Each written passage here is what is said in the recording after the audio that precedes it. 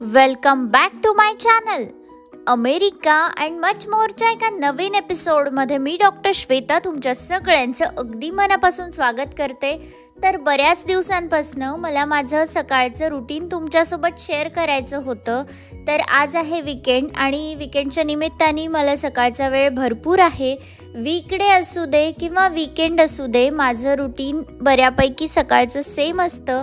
सकाळी मी फ्रेश अशी आंघोळ करून छान फ्रेश वातावरणामध्ये दिवसाची सुरुवात करते.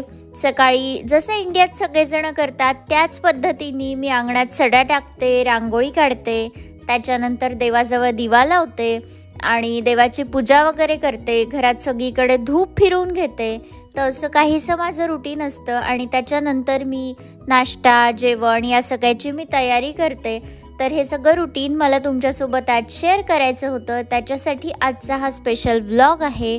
पण शूटिंग करायला खरंच वेळ खूप जास्ती लागतो आणि म्हणूनच मी वीकडे चूज केला नाही, वीकेंड चूज केला. वीकेंडच्या निमित्ताने सकाळच्या वेळेला मला बराचसा वेळ मिळतो आणि इथे तुम्ही बघू शकता मी छान अशा प्रकारे धूप फिरवते आहे. आणि हे करत असताना मी टी व्हीवरती कधी सुप्रभातम सॉन्ग, कधी सकाळच्या वेळची भक्तिगीतं, कधी रामरक्षा स्तोत्र, कधी वेगवेगळी स्तोत्र, अशा प्रकारची स्तोत्र टी व्हीवर लावत असते. आणि हे सगळं झाल्यावर इथे माझी नाश्त्याची तयारी झालेली आहे. नाश्त्यामध्ये आज आहे इडली आणि सांबार. तर आता बऱ्यापैकी माझी सकाळची कामं झालेली आहेत आणि मी निघाली अमेरिकेमधल्या इंडियन ग्रोसरी स्टोअरमध्ये. तर इथे आल्यावर मला बऱ्याच जणांच्या कमेंट आल्या, बऱ्याच जणांचे फोन आले की तुला भारतातल्या सारख्या भाज्या मिळतात का, भारतातल्या सारखे खाद्यपदार्थ मिळतात का. या सगळ्या प्रश्नांची उत्तरं जाणून घेण्यासाठी आजचा ब्लॉग तुम्ही शेवटपर्यंत पाहत राहा. त्याच्यासाठी म्हणून मी खास आज तुम्हाला दाखवतेय की अमेरिकेमधलं इंडियन ग्रोसरी स्टोअर कसं असतं. चला तर मग तिथे जाऊन भेटूयात.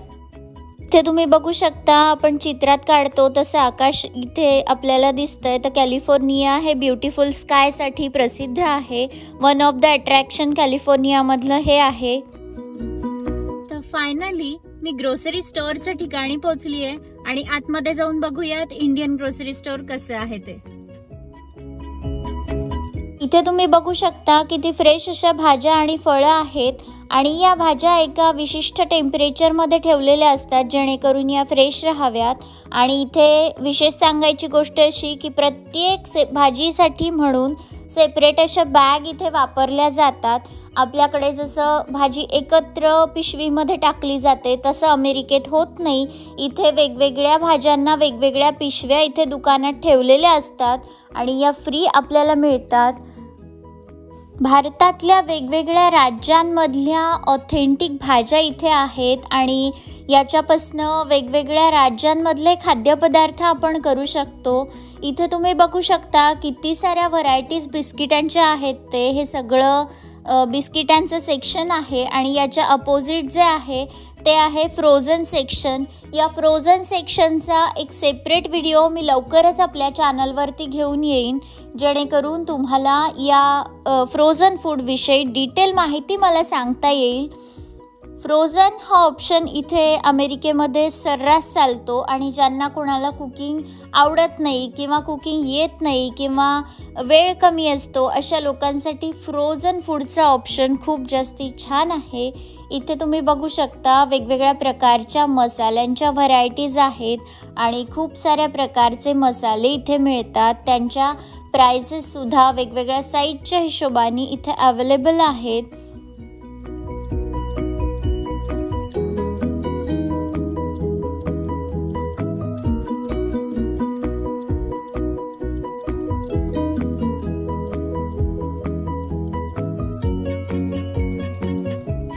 इथे तुम्ही बघू शकता काही वेगळ्या रंगाचे टॅग तुम्हाला दिसतात. तर हे टॅग इथल्या ऑफर्ससाठी असतात. जर काही स्पेशल ऑफर असतील तर त्याच्यासाठी म्हणून हे टॅग वापरलेले असतात आणि वेगळ्या रंगाच्या टॅगमध्ये हे हायलाईट केलेले असतात.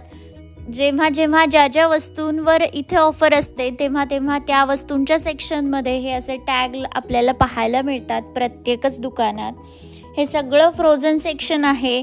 याच्यामध्ये दही, दूध आणि वेगवेगळ्या प्रकारचे खाद्यपदार्थ ज्यांना की फ्रीजची गरज आहे, पनीर असेल किंवा इडली डोसाचं बॅटर असेल किंवा अजून सारे पदार्थ असतील, तर याविषयीचा एक सेपरेट ब्लॉग मी लवकरच आपल्या चॅनलवरती घेऊन येईन. तर इथे तुम्ही बघू शकता रेडी टू ईट असे फ्रोझन खाद्यपदार्थ आहेत.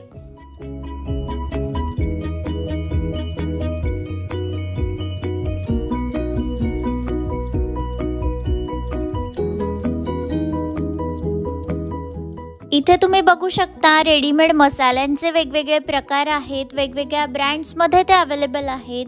शिवाय त्याचबरोबरीने लोणचे आणि वेगवेगळे सॉस आणि वेगवेगळ्या प्रकारचे चटण्यांचे प्रकार इथे पाहायला मिळतात. आणि त्याचबरोबरीने यांचं एक भांड्यांचं सेपरेट सेक्शनसुद्धा आहे. भारतीय खाद्यपदार्थ बनवण्यासाठी लागणारे सेपरेट असे भांडे इथे मिळतात, जसं की इडलीचं कुकर असेल किंवा ढोकळ्याचं पात्र असेल किंवा अजून काही भांडी जी फक्त आणि फक्त भारतीय खाद्यपदार्थामध्येच वापरली जातात, तर तशा प्रकारचे भांडे इथे मिळतात. त्याचबरोबरीने रेडीमेड असे देवघर इथे मिळतात. देवघरांच्या वेगवेगळ्या व्हरायटीज आहेत. स्टीलचं देवघर असेल किंवा लाकडी देवघरं असतील तर अशा प्रकारचे देवघरंसुद्धा इथे मिळतात. शिवाय पूजा साहित्यसुद्धा इथे मिळतं आणि मोठमोठ्या प्रकारचे तांब्या पितळचे भांडे इथे मिळतात आणि उदबत्त्या, धूप अशा प्रकारच्या वेगवेगळ्या व्हरायटीजसुद्धा इथे आहेत. त्याचबरोबरीने भारतीय सणावारांसाठी लागणारं सामान ते सुद्धा इथे अवेलेबल आहे. त्याचं एक वेगळं सेक्शन आहे. शिवाय वेगवेगळ्या राज्यांमधल्या वेगवेगळ्या परंपरा जपणारं, जसं की सत्यनारायण असेल किंवा वेगवेगळ्या प्रकारच्या पूजा असतील तर त्यांचंसुद्धा साहित्य इथे आहे. शिवाय होम डेकोरचं सामान आहे.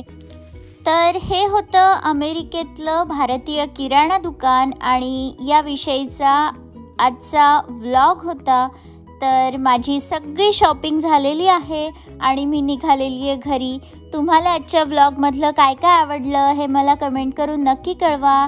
याशिवाय तुम्हाला अमेरिकेतल्या कोणकोणत्या गोष्टी पाहायला आवडतील हे सुद्धा मला कमेंट करून कळवा.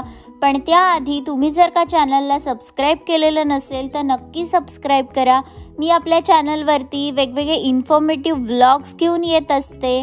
पुन्हा भेटू पुढच्या एका नवीन व्लॉगमध्ये. तोपर्यंत बाय बाय.